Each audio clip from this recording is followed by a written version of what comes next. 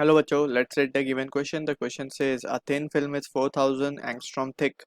White light from an extended source falls normally on the film. If the refractive index of film is 1.5, what wavelength within the visible spectrum will be intensified in the reflected beam if visible range of the spectrum is 3900 angstrom to 7800 angstrom?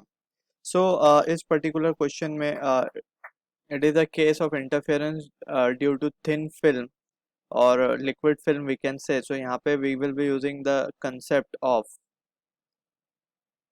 reflection through thin film, और जो कि होता है 2 mu t. Mu t is the optical path minus of lambda by 2. ये path difference होता है इसमें, and that is equals to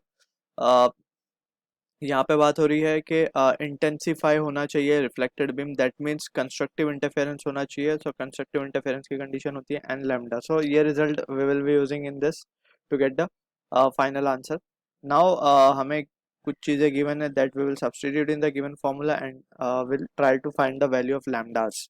alright, so यहाँ पे हम इस एक्सप्रेशन को किस तरीके से लिख सकते हैं? Two mu t will be equals to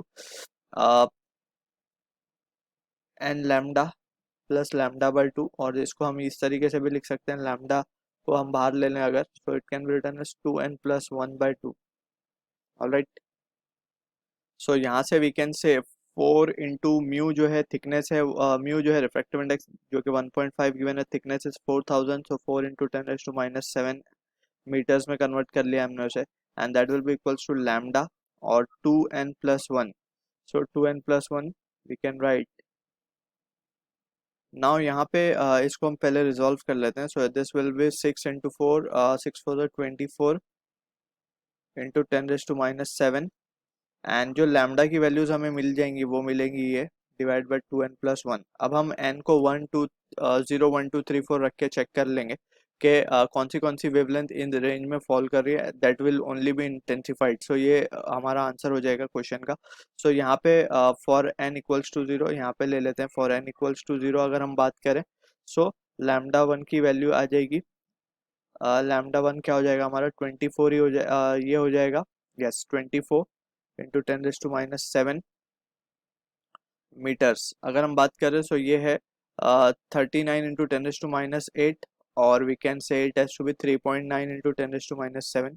अगर हम यहाँ पे रेंज लिख लें, so range will be from 3.9 into 10⁻⁷ metres to 7.8 into 10⁻⁷ metres. Alright, so ये रेंज में हमें चेक करना है. अब यहाँ पे अगर हम देखें, सो 24 ये तो आउट ऑफ रेंज है, सो ये नहीं होगा यहाँ पे, ये एब्सेंट होगी ये वेवलेंथ यहाँ पे.